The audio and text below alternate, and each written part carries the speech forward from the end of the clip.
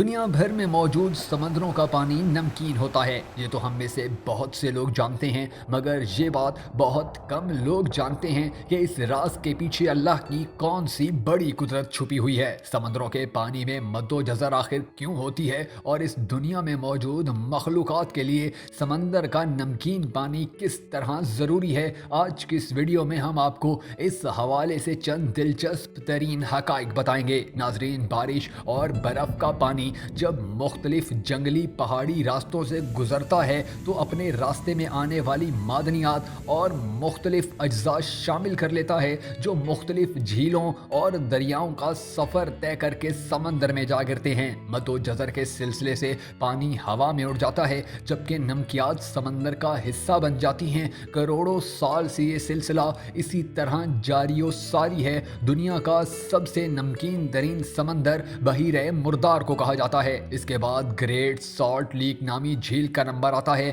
ان مقامات کا پانی عام سمندری پانی سے تقریباً 10 گنا زیادہ نمکین ہے، لیکن سوال یہ ہے کہ خدا نے اتنے بڑے سمندروں کو نمکین کیوں بنایا ہے؟ اس سوال کے جواب کے لیے آپ کو ایک دلچسپ تجربے سے گزرنا ہوگا۔ مثلاً میں نے پانی سے بھرے 2 ٹب دھوپ میں رکھ دیے، ایک ٹب میں 2 کلو نمک ڈالا، دوسرے میں 1 کلو چینی ڈال دی۔ دوسرے دن شام کو دیکھا تو میٹھا پانی سبزی مائل اور مچھروں کی آماج گاہ بن چکا تھا، جبکہ نمکین پانی قدرے بہتر تھا۔ میں نے اسی تجربے کو دوبارہ دہرایا، لیکن اس بار پانی کو مسلسل حرکت میں رکھا۔ دوسرے دن پانی کا ٹیسٹ کروایا تو نمکین پانی بالکل ٹھیک تھا، جبکہ میٹھا پانی اپنی اصل تاثیر کھو چکا تھا۔ جبکہ نمکین پانی اس قدر صحت بخش تھا کہ فلٹر کر کے دوبارہ قابل استعمال بھی کر لیا گیا۔ اس تجربے کے بعد خدائی حکمت عملی بخوبی سمجھ میں آ جاتی ہے، یعنی اگر سمندروں کا پانی میٹھا کر دیا جائے، مد و جزر کا سلسلہ روک دیا جائے تو سمندری پانی خراب ہو کر تعفن زدہ فضا چھوڑے گا، جس سے دنیا کے تمام لوگ مہلک بیماریوں کا شکار ہو جائیں گے، نظام زندگی معطل ہو جائے گا۔ اس کے ساتھ ساتھ سائنسی تحقیق کے مطابق نمکین پانی سمندری حیات کا لازمی جزو بھی ہے۔ سمندری نایاب جڑی بوٹیاں اور قدرتی ذخائر نمکیات کی بدولت پرورش پاتے ہیں۔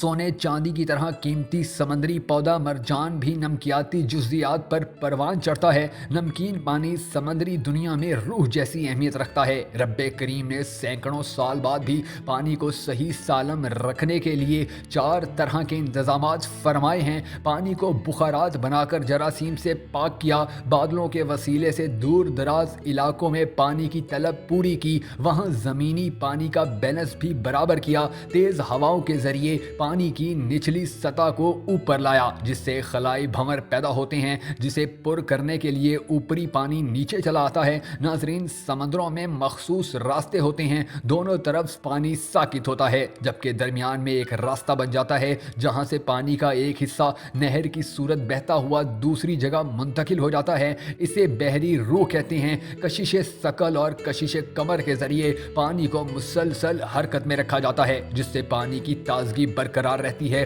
بے شک اللہ بہترین حکمت والا ہے اور اس کی ہر قدرت میں بے شمار راز پوشیدہ ہیں۔ ناظرین، اگر آپ کو ہماری یہ ویڈیو پسند آئی ہو تو اسے لائک کرنے کے ساتھ ساتھ شیئر کرنا ہرگز مت بھولیے گا، اور ہمارے وہ تمام معزز ناظرین جنہوں نے اب تک ہمارا یوٹیوب چینل سبسکرائب نہیں کیا، ضرور کر لیں تاکہ آپ کو ہماری تمام ویڈیوز بر وقت موصول ہوتی رہیں۔